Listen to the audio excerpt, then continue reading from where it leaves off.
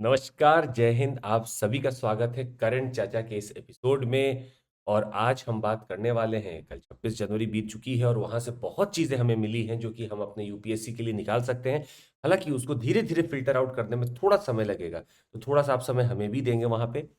आइए, आप सभी का स्वागत है। This is Chandramouli in front of you and we have been meeting since some days now.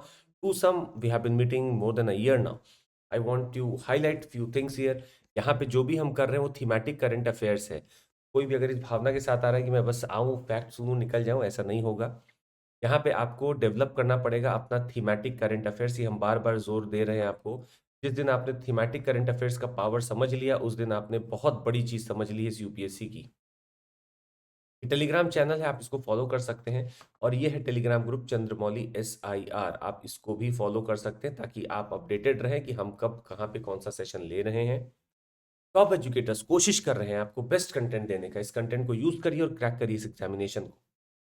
एक बेहतरीन ऑफ़र अभी चल रहा है। अगर आपको लगता है कि आपको बैठ के हमारे साथ तैयारी करनी है, जनवरी 28 तक का ये ऑफ़र है, 20% ऑफ मिल रहा है। पर कैसे? आपको वहाँ पे कोड डालना होगा CMC।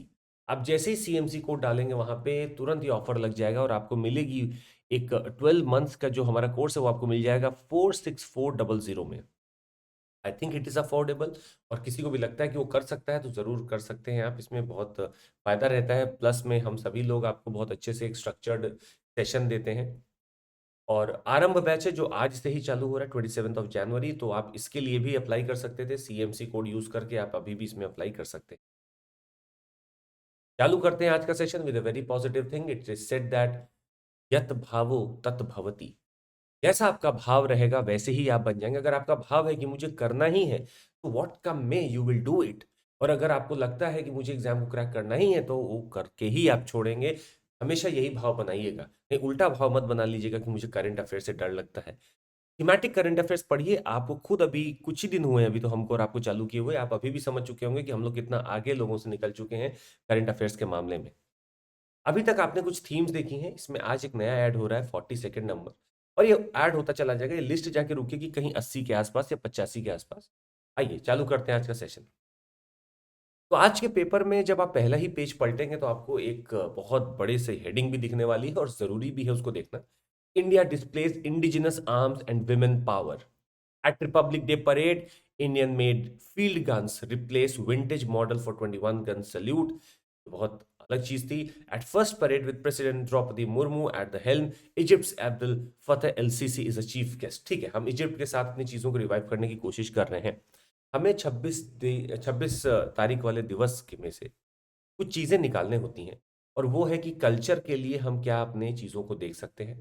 प्लस डिफेंस के लिए भी यहाँ पे हमें कुछ चीज़ें निकालनी होती हैं। तो आइए, अभी ये क्या होगा कि धीरे-धीरे और भी चीज़ें हम आपको रिसर्च करके देते रहेंगे, पर अभी के लिए जो चीज़ें हैं आइए देख लेते हैं।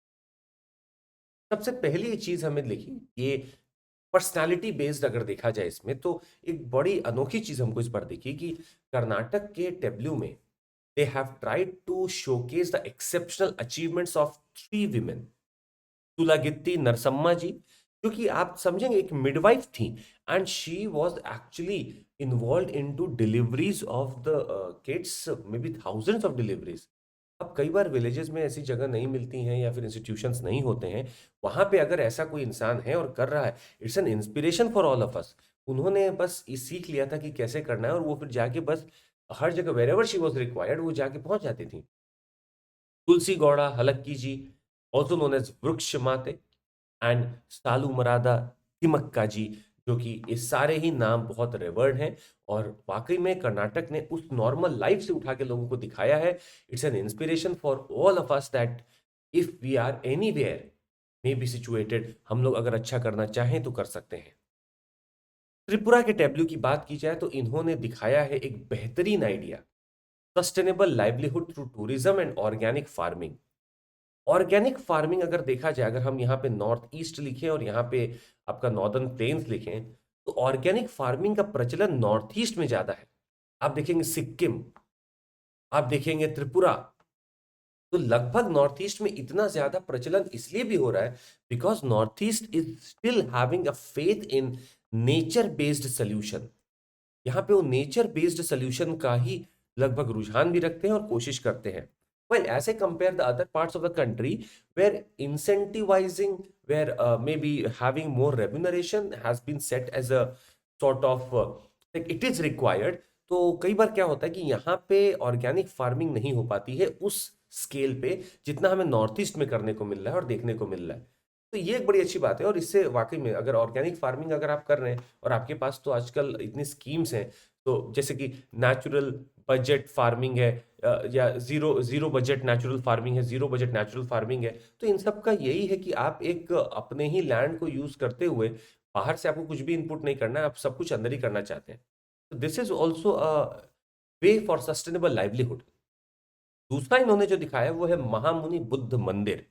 तो अब यहाँ पे कई बार आप देखते होंगे लोकेशन बेस्ड क्वेश्चन आ जाते हैं, या फिर ये आपके मंदिर based, temple based, architecture based, ये सब क्वेश्चन आ जाते हैं। तो यहाँ पे ये काम आप याद रख सकते हैं कि महामुनि बुद्ध मंदिर जो है, इसको पगोड़ा भी कहते हैं, महामुनि बुद्ध पगोड़ा भी कहते हैं। It is situated in Tripura. Assam की अगर बात की जाए तो इन्होंने वहां के अहोम जो राज्य था उसके वॉरियर लचित बोरफुखान जी को दिखाया है।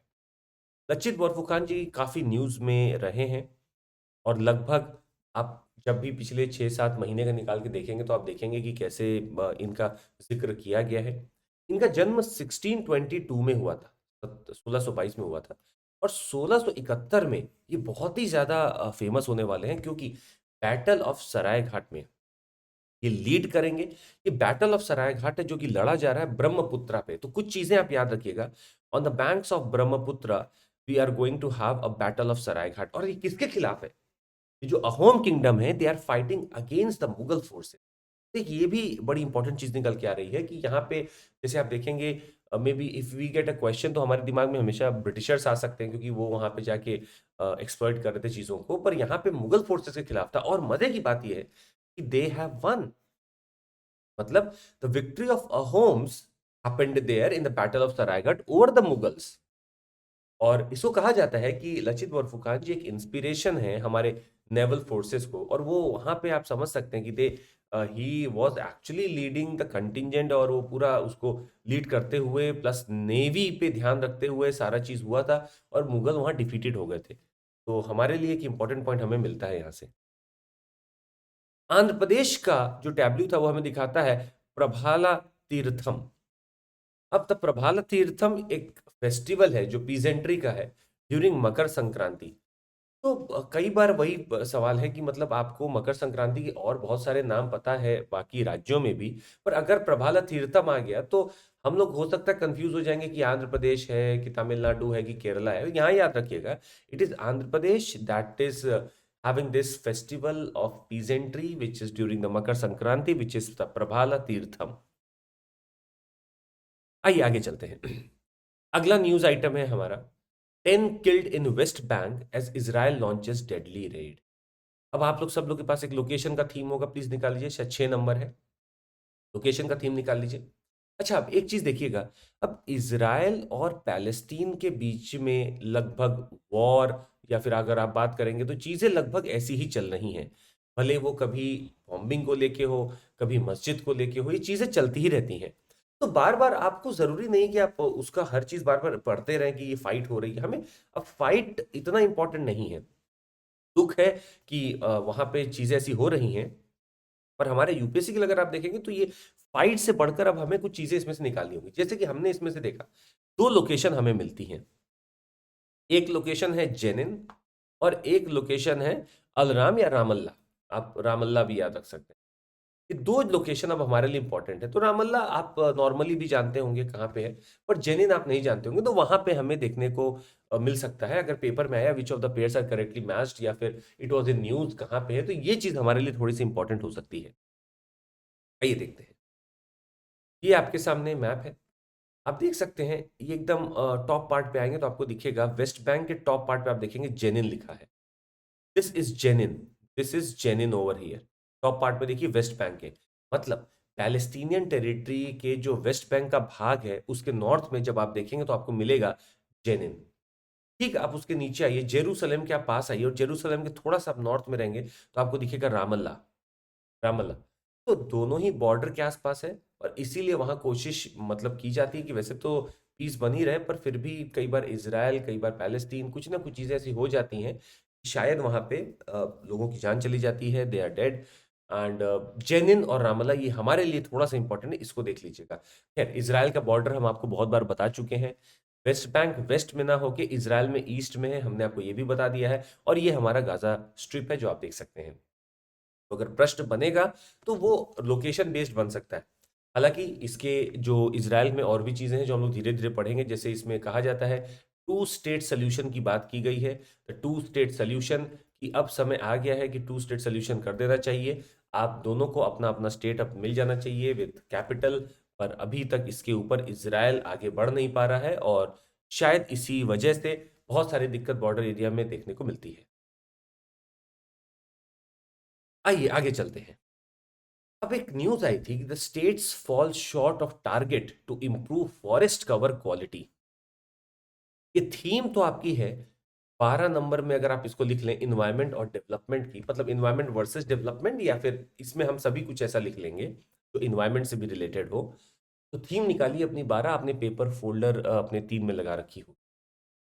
अब आप सोचिएगा कि हम लोग इतनी मेहनत करने के बाद भी अगर हमारे पास ये न्यूज आती है कि the states are falling short of the target to improve the forest cover, it is something a point for critical evaluation. Center approved plan for increasing tree cover by around suppose 53,377 hectares. पर अगर कहीं ना कहीं only 26,287 is achieved, that is almost 50% of it, and less than 50% I would say, I think it is a point of concern.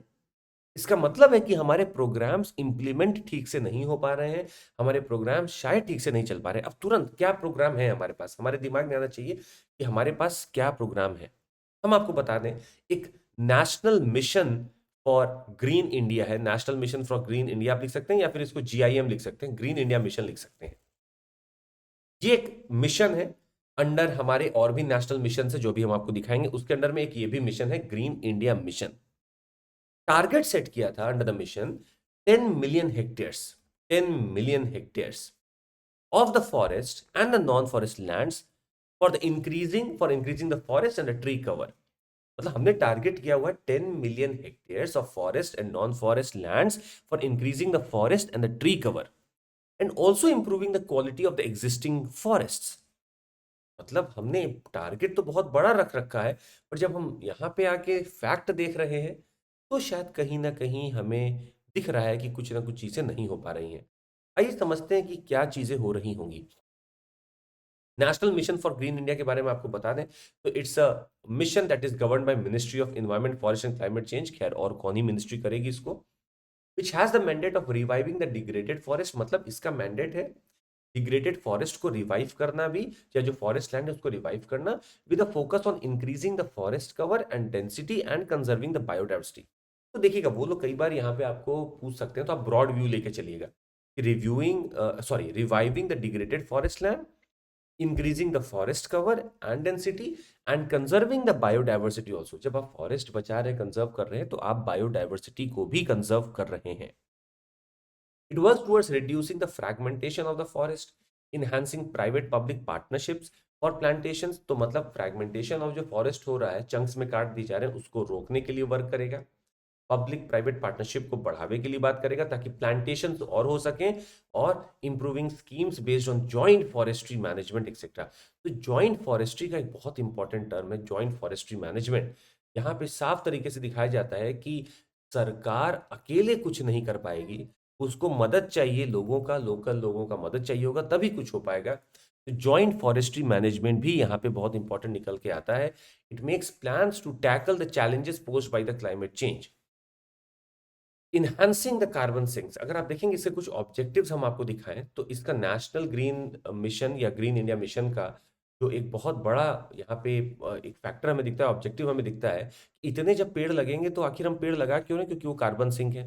दूसरा, enhancing the resilience of the vulnerable species and ecosystems to adapt to climate change, enabling the forest dependent communities to adapt to climate variability and double the area to be taken up for afforestation, increase greenhouse gas removals by the Indian forest, and enhance resilience of forest and ecosystem falling under the mission।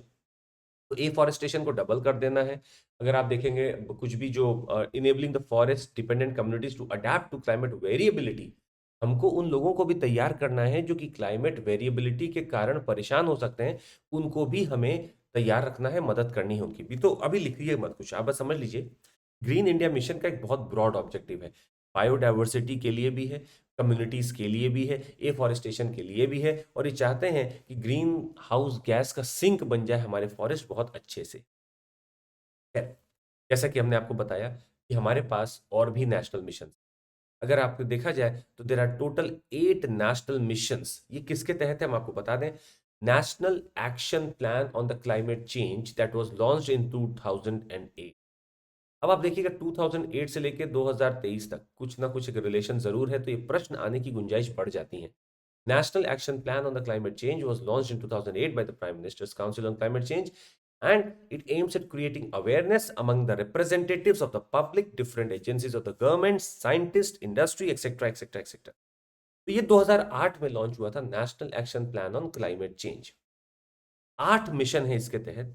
National solar mission, national Mission for enhanced energy efficiency, national mission on sustainable habitat, national water mission, National Water Vision, National Mission on Sustaining the Himalayan Ecosystem, National Mission for a Green India, National Mission for a Sustainable Agriculture, National Mission on Strategic Knowledge for Climate Change। तो ये 8 है जिसके तहत आप देख सकते हैं national Mission for a green India भी मेंशन्ड है, और इसी के तहत हम लोग की बात करें। पर सवाल अब ये उठ के आता है कि आखिर ऐसा क्यों नहीं हो पा रहा है कि हमने जो टारगेट रखा है वो मीट कर लिया जाए। तो एक दो पॉइंट्स है जो हम आपको यहाँ पे देना चाहेंगे, और वो पॉइंट्स है कि we are failing in our target, we are failing in our target because of few concerns like urbanization. The faster pace of urbanization, the faster pace of it is not able to give scope for the trees to come up. इसका faster pace है, इतना ज्यादा इसका pace है कि यहाँ पे जब आप देखेंगे तो ट्रीज आ ही नहीं पा रहे हैं बहुत अच्छे तरीके से। अगर आप देखेंगे कि अगर एक और चीज देखी जाए तो हमें लगभग अपने डेवलपमेंट के लिए भी वी नीड सर्टेन प्रोडक्ट्स, हमें अपने डेवलपमेंट के लिए भी चीज़ों को यूज़ करना है, लैंड खाली करना है, फैक्ट्रीज बनानी है। अगर ये डेवलपमेंट की अगर हम बात कर रहे हैं तो हम लोग जितना ट्री लगा नहीं रहे हैं उतना ज़्यादा तो हम लोग को लगता है कि हम लोग ट्री फेल कर देते हैं। तो एक ये भी बहुत बड़ी दुविधा है कि इन्वायरमेंट वर्सेस डेवलपमेंट के अगर डिबेट में जाएंगे तो डेवलपमेंट के कारण जो ट्री हम कई बार लगाने की सोच भी रहे हैं वो भी हम गिरा दे रहे हैं। Also, there are certain natural calamities that are happening now. Natural calamities के तहत अगर हम देखें तो फॉरेस्ट फायर्स हैं, या फिर अगर आप देखें तो कई बार लगभग अगर फ्लड्स ऐसे आ रही हैं या फिर रेनफॉल है, जो भी चीज़ें ऐसी हो रही हैं उसके कारण हमारे कई बार ट्रीज जो कि अब इतने पावरफुल नहीं बाइंड हो पा रहे हैं वो भी अपना चले जा रहे हैं। तो ये भी कहीं ना कहीं नेचुरल कैलामिटीज भी इन पे असर डाल रही हैं। चौथा, ज़ील बची नहीं है ऐसी कोई। I think there is a lack of political will and zeal कि हम उस टारगेट पे वर्क कर सकें। हम आपको एक दो फैक्ट यहाँ से दिखाना चाहेंगे। The states with a significant shortfall in tree cover includes Andhra Pradesh with a target of 186। आप यहाँ पे देख सकते हैं अचीवमेंट और शॉर्टफॉल आप देख सकते हैं। अगर उत्तराखंड में आप देखें टारगेट इतना था, अचीवमेंट इतना हुआ, शॉर्टफॉल इतना था। मध्य प्रदेश अगर आप देखेंगे तो आपको लगेगा शॉर्टफॉल इतना था, केरला में शॉर्टफॉल इतना था, वेस्ट बंगाल में शॉर्टफॉल इतना था, महाराष्ट्र में शॉर्टफॉल इतना था। तो ये सारे शॉर्टफॉल्स दिखा रहे हैं। जहां उत्तराखंड में 4941 दिखा रहा है, तो एक बात तो तय है, उत्तराखंड में या तो कुछ और चीजें प्रमोट हो रही हैं या फिर स्पेस नहीं मिल रही। और उत्तराखंड में टूरिज्म अगर आप देखेंगे, जो इस समय अनसस्टेनेबल टूरिज्म का पूरा माहौल बना हुआ है, उसकी वजह से कहीं ना कहीं निगेटिव इम्पैक्ट पड़ रहा है।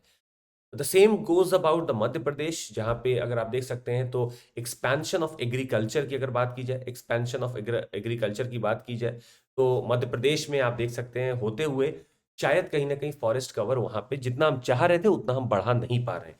तो ये दो तीन फैक्टर निकल के सामने आता है। हालांकि एक चीज यहाँ पे और डिस्कस करना बहुत जरूरी है जो आपको लिखना चाहिए। Indian state of forest report 2021 ये बताती है हमें कि total forest and tree cover is 24.62% of the geographical area of the country. बहुत इंपॉर्टेंट फैक्ट है, ये आपको लिखना है कहीं पे कि total forest plus tree cover is around 24.62% of the geographical area of the country. Total forest cover is around 21.71% of the geographical area of the country. अगर टोटल फॉरेस्ट कवर की आप बात करेंगे तो 21.71% है। इसका मतलब ट्री कवर जो हमारा हो जाएगा वो हो जाएगा 2.91% of the geographical area of the country. अगर हम इसके 2 साल पहले की रिपोर्ट से कंपेयर करते हैं तो हमें एक इंक्रीज दिखता है in the forest and the tree cover put together. Forest cover में हमें 0.22% का इंक्रीज दिखता है और ट्री कवर में हमें 0.76 का परसेंट का इजाफा दिखता है, बढ़ोतरी दिखती है। इसको देखते हुए फिर से ये लगता है कुछ राज्य हो सकता है अच्छा परफॉर्म कर रहे होंगे और कुछ राज्य अच्छा परफॉर्म नहीं कर पा रहे हैं। तो it is because of regional needs and regional development that some states might be performing well and some states might not be performing well. तो यहाँ पे भी स्क्यूडनेस देखने को मिलती है। तो आपको बस एक चीज याद रखनी है, या अगर ये कभी आए प्रश्न, तो फॉरेस्ट कवर का जो आइडल हम लोग सेट करना चाहते हैं वो है 33%। इतना आइडल माना जाता है फॉरेस्ट कवर, हालांकि अभी हम इसके बहुत पीछे हैं और इसीलिए हम बहुत तेजी से चाह रहे थे कि एफॉरेस्टेशन हो। अगर स्टेट्स कहीं ना कहीं शॉर्टफॉल कर रही हैं तो वो कुछ और चीजों में शायद लगी हुई हैं, उसको हमें थोड़ा सा अब अवॉइड करना। आइए आगे चलते हैं अगले टॉपिक की तरफ। अब आप देखेंगे कि ये वाला टॉपिक कितनी ही बार आपने देख लिया होगा। India's timely support ensured Sri Lanka's economic survival. You have seen this topic many a time. I would say that just take out that page, go with that page जो अभी तक आपने लिखा है उसको एक बार देखिएगा, और उसमें हम आपको एक दो चीजें यहां से दिखाना चाहेंगे। एक दो चीजें आपको हम दिखाना चाहेंगे। सबसे पहली चीज देखिएगा, इनसे पूछा गया, ये high commissioner of the island nation है जो श्रीलंका के हैं। इन्होंने कहा कि India stepped in during this crisis and help the country with credit lines, currency swaps and loans apart from advocating for international support. तो मतलब इन्होंने तारीफ की कि भारत ने श्रीलंका की मदद की है और बल्कि इंटरनेशनल लेवल पे भी जाके एडवोकेट किया है। और चूंकि हमारा अगर यहाँ पॉलिसी अगर आप वापस से सारा देखें तो नेबरहुड फर्स्ट पॉलिसी याद आता है। नेबरहुड फर्स्ट पॉलिसी हमें याद आता है। हमें ये भी आता है कि हमें डेवलप करना है अपना ईस्ट टर्मिनल, जो हमें यहाँ श्रीलंका में डेवलप करना है वो हमें यहीं पे अब मिल चुका है, हम डेवलप कर रहे हैं, जो कि काउंटर करेगा हम्बन टोटा को। इन्होंने एक बात की कि आईएमएफ ने इनको around they are giving IMF is giving a bail out loan of around 2.9 billion dollar. ये बड़ा मजेदार फैक्ट है, हमने आपको शायद पहले भी बताया था कि आईएमएफ से इनसे 2.9 बिलियन डॉलर बस मिल रहा है, और वो भी over several years it will be given to it. पर अगर आप देखेंगे where is in comparison India actually provided us with 3.9 billion dollar. आप समझिएगा हमारे लिए या तो ये इतना जरूरी बन चुका है। श्रीलंका, अगर आप नेबरहुड फर्स्ट पॉलिसी की बात करेंगे तो we want our neighbours to be strong. तो हमने यहाँ पे तुरंत जहां वैक्यूम दिखा हम तुरंत स्टेप अप करते हैं वहां पे, और 3.9 बिलियन डॉलर का हमने एक सपोर्ट दिया हुआ है वहां से with the credit lines, currency swaps and whatever loan arrangements that we could have done. तो एक ये बहुत बढ़िया बात निकल के आती है।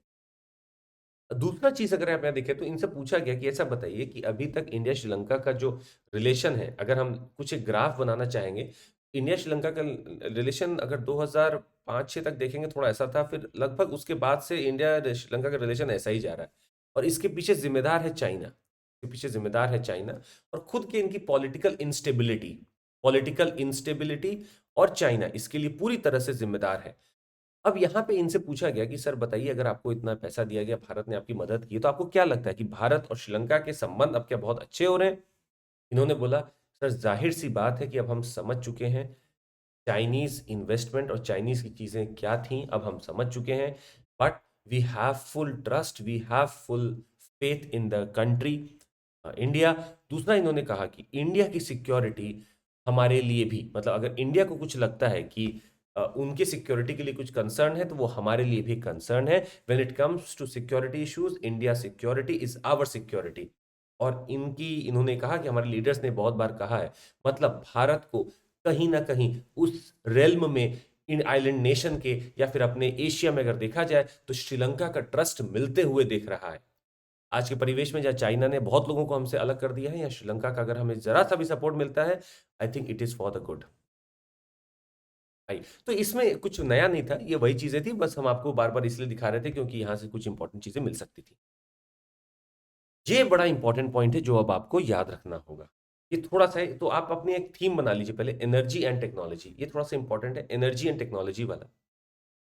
तो एनर्जी टेक्नोलॉजी का एक नया थीम बनेगा आपका, पेपर 3 में जाएगा, पेपर 3 में इसको लगा लीजिएगा और आपका थीम रहेगा एनर्जी टेक्नोलॉजी। तो अब आगे से कोई भी एनर्जी या टेक्नोलॉजी, एनर्जी से रिलेटेड कुछ आएगा तो हम लोग यही बात करेंगे। लिखा है Japan to flush Fukushima waste water.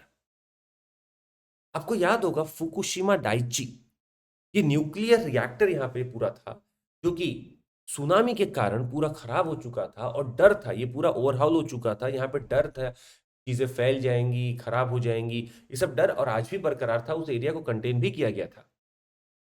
अब आज जाके Japan and the scientific community says that इनको जो दिख रहा है फिजिबल ऑप्शन वो है कि वहां का जो वेस्ट वाटर है उसको हम फ्लश करें, और वो भी कहाँ पे? पैसिफिक ओशन में।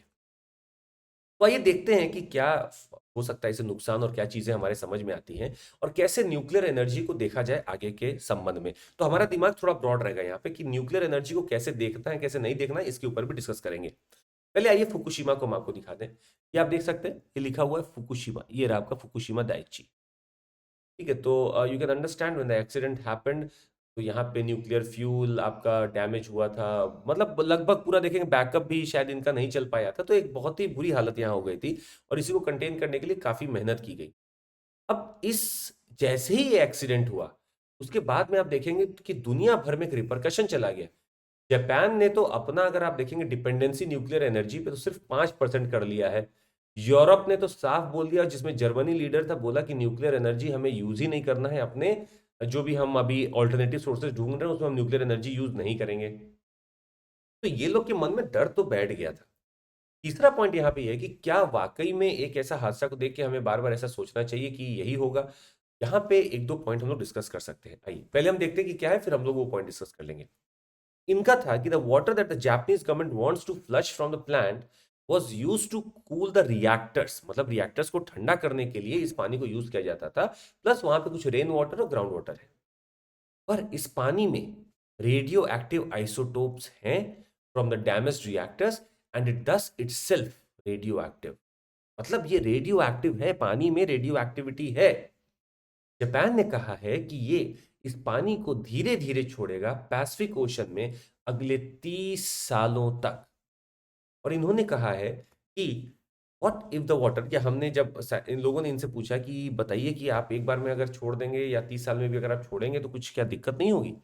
बोला ऐसा है कि अगर हम इसको ट्रिकल में छोड़ते हैं, छोटे छोटे स्मॉलर डिस्चार्जेस में छोड़ते हैं, तो they said the smaller discharges will obviously help with the extent of the risk. You measure the expected number of cancers that might result, but it wouldn't necessarily affect the impact on the reputations of the fisher folk in the region। मतलब बहुत सारी चीजें अभी यहाँ पे हम आपको बताने वाले हैं। नंबर वन अगर हम आपको बताएं, तो इनका ये कहना था कि हम इसको छोड़ना चाहते हैं, जो हमारा ये वेस्ट वाटर है इसको हम छोड़ना चाहते हैं धीरे धीरे। इसमें सबसे बड़ी जो बात है वो वो है कि it is already contaminated, it is already already having the radio activity in it. तो रेडियो एक्टिविटी अगर है, तो वहां पे जब आप इसको छोड़ेंगे तो बायोडायवर्सिटी इंपैक्ट हो जाएगी उस एरिया की। दूसरा है फिशेस इंपैक्ट हो जाएंगे उस एरिया की।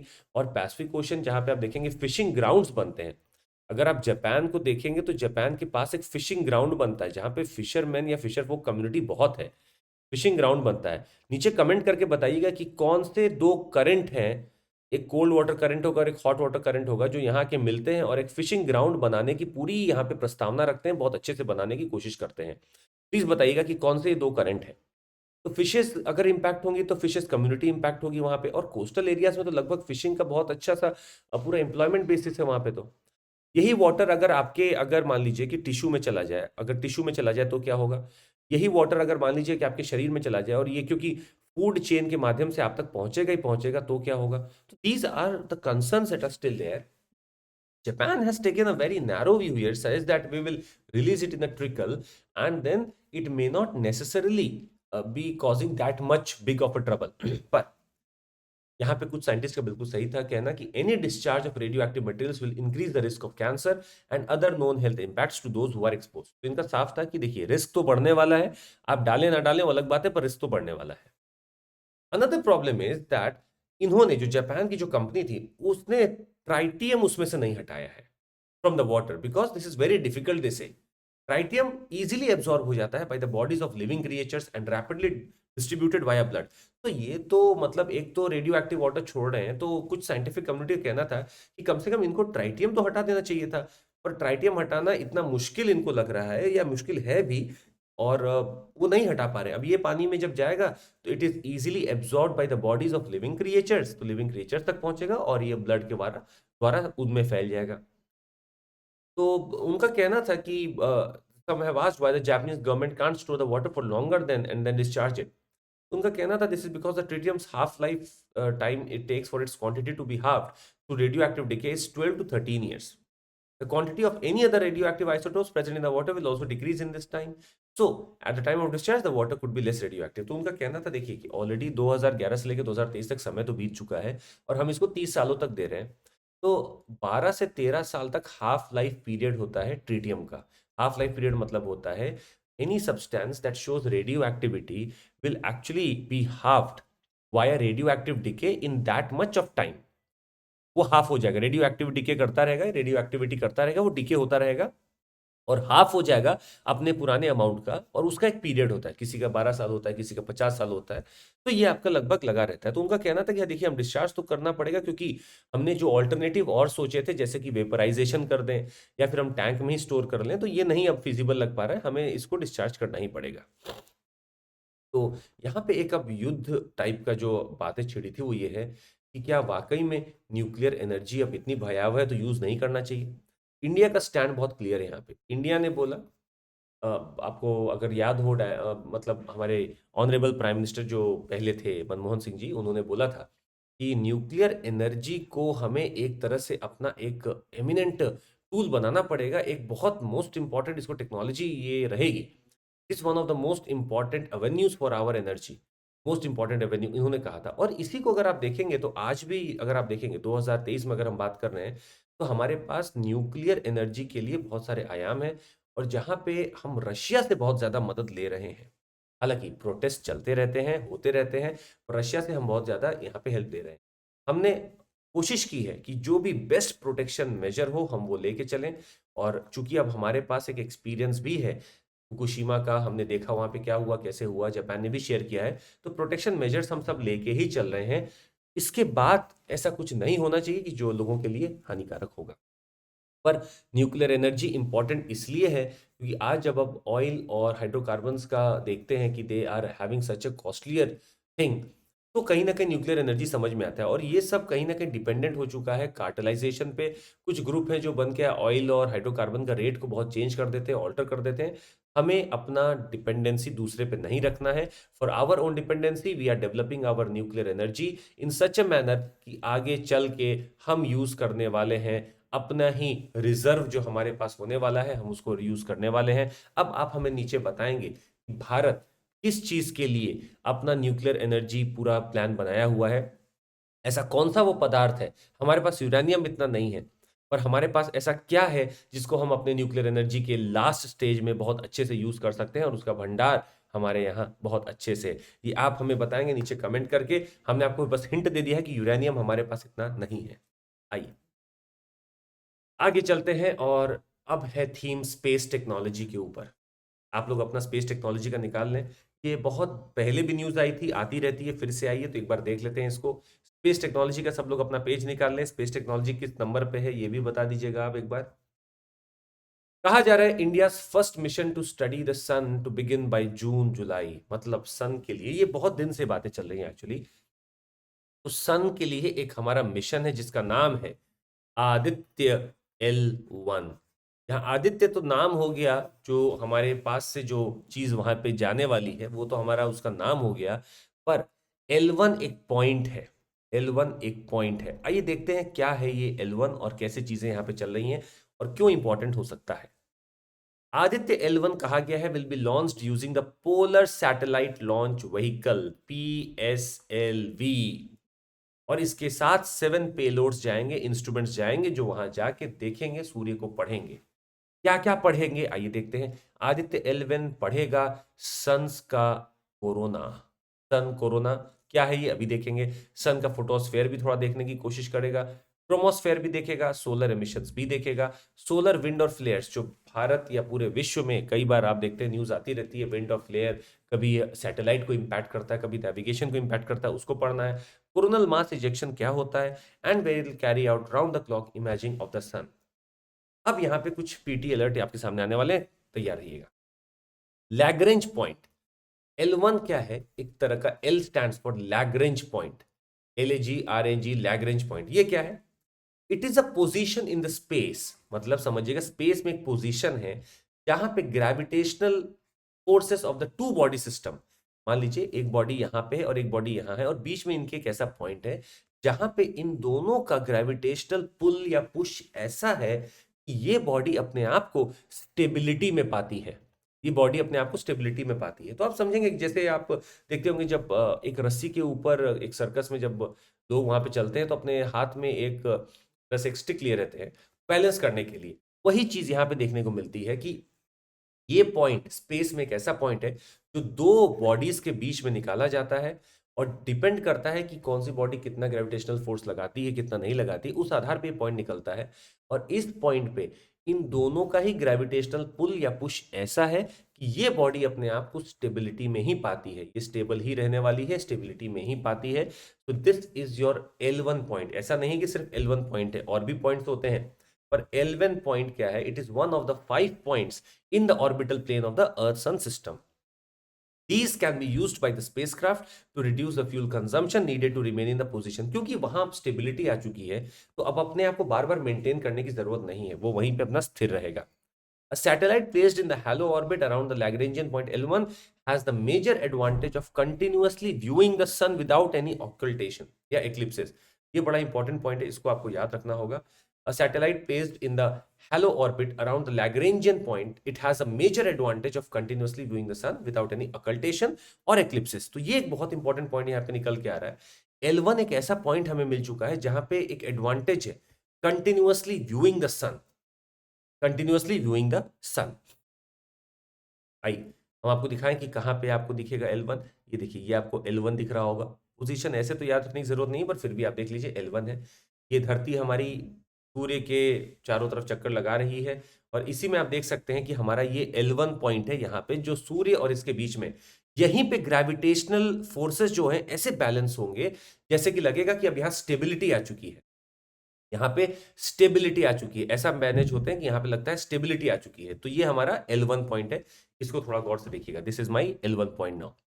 और भी पॉइंट्स हैं, जैसे L2 आपको दिख रहा है, L3 दिख रहा है, L4 दिख रहा है, L5 दिख रहा है। तो ये सब पॉइंट्स है। L1 हमारा एक बहुत बढ़िया पॉइंट हमें मिल गया जहां पे हमें दिखेगा कि they are actually between the sun, और ये हमेशा सन को देखता रहेगा। ये इंपॉर्टेंट पॉइंट है कि हमेशा सन को देखता रहेगा। This is something very important for us. ये क्या है? The sun's corona is the outermost part of the sun's atmosphere. आखिर क्या है सन कोरोना? आप देख सकते हैं ना इस इमेज में, देखिएगा ये आपको दिख रहा है, ये बाहर वाला ये सब पार्ट दिख रहा है, ये सब सन का कोरोना है। ये सब सन का कोरोना है, मतलब it is the outermost part of the sun's atmosphere, usually hidden by the bright light of the sun surface.